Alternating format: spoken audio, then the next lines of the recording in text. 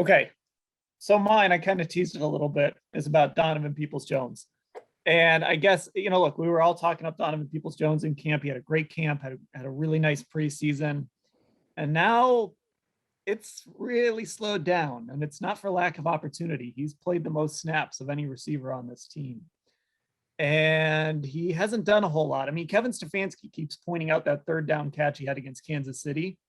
Like, he's pointed it out 2 separate times already. And it just makes, come on, you got to come up with something else too when you talk about the things Peoples-Jones has done. So Mary Kay, you were going to make a Donovan Peoples-Jones point. I'm starting to wonder, is kind of what we saw last year from Donovan Peoples-Jones, maybe who he is. Maybe he's not like this down to down, make a big impact, but he'll make some catches here and there. I'm just not as confident in Donovan Peoples-Jones. Doug is smiling. Maybe I'm joining him on his island over there. I'm not as confident in DPJ as I was a month ago.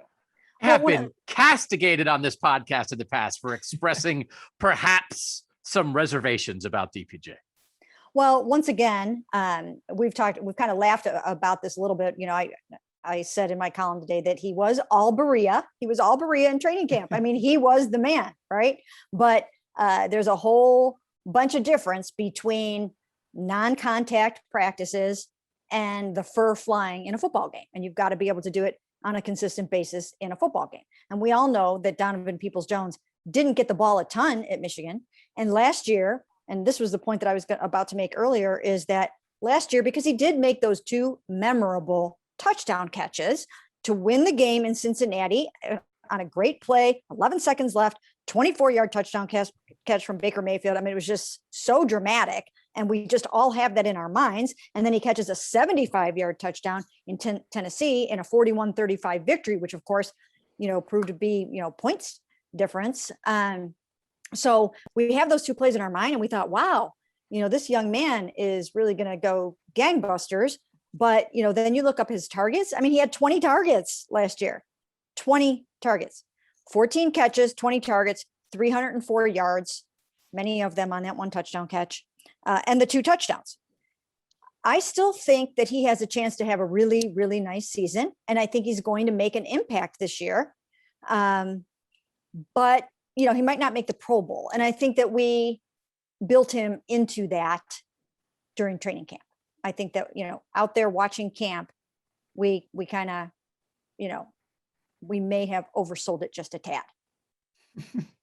Yeah, he might be a splash role player this year. And that's not saying that's going to be his definitive role throughout his career, but he's a year 2 receiver who, like Mary Kay said, had 20 targets last year and showed up in big spots, and then has a all Berea training camp, and then we crown him. So this might be the product of a guy. And when I say we crown him, let's be clear, the Browns coaching staff clearly crowned him too. He won the number 3 receiving spot, beat out Rashad Higgins, and as Dan said earlier, has the most snaps played on this team. So it's not like, we saw something and then he's still been held back. They're giving him every chance. It just might be he's a splash role player and not a consistent every down guy like Rashad Higgins has shown to be capable of in the past. I'm glad you mentioned his name. Rashad Higgins feels like when everybody's healthy, especially with everybody feeling good about Anthony Schwartz, that he might be like the 5th receiver on this team. But when you start losing guys, Rashad Higgins, I think, is a guy who's like, I'm a number 1. I'm good to go. Let's roll. And Donovan Peoples-Jones and Anthony Schwartz are not there yet. And I'm not saying they should be, but Rashad Higgins, I think, might be behind them in an ideal world. And then he's like, excuse me. My team needs me. Baker called my name and goes right to the front. And you know what? The Browns should be like, come on, Rashad, let's go. Because he wants that smoke. He wants it. So he might be ready to save this offense while Jarvis Landry is out. Because I don't think Donovan Peoples-Jones and Anthony Schwartz, they are complementary guys. When they're the 3rd best receiver on the field, they can do something. When they're the 1st or 2nd best receiver on the field, I don't think they're there yet. Now, the Browns need to find out this season what they can be down the line, because there's going to come a point when they need those 2 guys to be 1 and 2 receivers. I just never thought it would be this year. And all of a sudden, we're going to find out quicker than normal but I think Rashard's ready to answer the bell. Sorry, Mary Kay. Oh, no, that's okay. I thought you were done. There's a couple things that I wanted to bring up about that. The thing to remember about Anthony Schwartz, okay? Anthony Schwartz went out in rookie camp and he pulled a hamstring and he missed the rest of spring ball, okay? He did not participate in OTAs. He did not participate in minicamp. Then he got himself together. He healed up beautifully. He came out for training camp and he tweaked the hamstring again. And he missed most of the rest of training camp. I've watched a lot of training camp in my life. I once watched Braylon Edwards get his bare feet stepped on in training camp the year after he caught 16 touchdown passes the year before. And he missed most of camp the next year. And he wasn't the same that year. He just was not the same player. I think it had something to do with missing most of camp. Now, some guys can overcome missing most of training camp.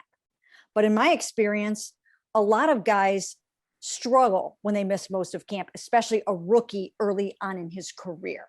So to expect, and it's not, and look, it's not Anthony Schwartz's fault that he had to take 31 snaps and 30 snaps in his first 2 games, which I believe are twice as many as he would have gotten had Odell Beckham Jr. played in those 2 games. He has had to assume a much larger role way before he was ready for it because of Odell playing. And I think the other thing here too, I love Demetric Felton. I love what he did on Sunday. And I think Browns fans should be super excited about this. Maybe use Donovan as a little bit of a cautionary tale here and not throw too much on Demetric Felton right now, just because he made a few really good plays. Let's continue to let him kind of come along slowly and see what he can give you, because 6th round picks are 6th round picks for a reason, right? And Andrew Berry did a great job finding Peoples-Jones. It looks like he did a great job finding Felton, and maybe Felton develops into a guy that should have gone in the 1st or 2nd round eventually. But you know, it's okay to pump the brakes a little bit on expectations for some of these guys, especially if they were day 3 picks. One more super quick thing on these young guys. They're also drawing the better defenders now. Right. The guys that Odell Beckham Jr. and Jarvis Landry would normally have covering them are covering a guy like Anthony Schwartz, like Justin Reed versus Anthony Schwartz. I mean, that, like, you know, that's a tough call. Okay.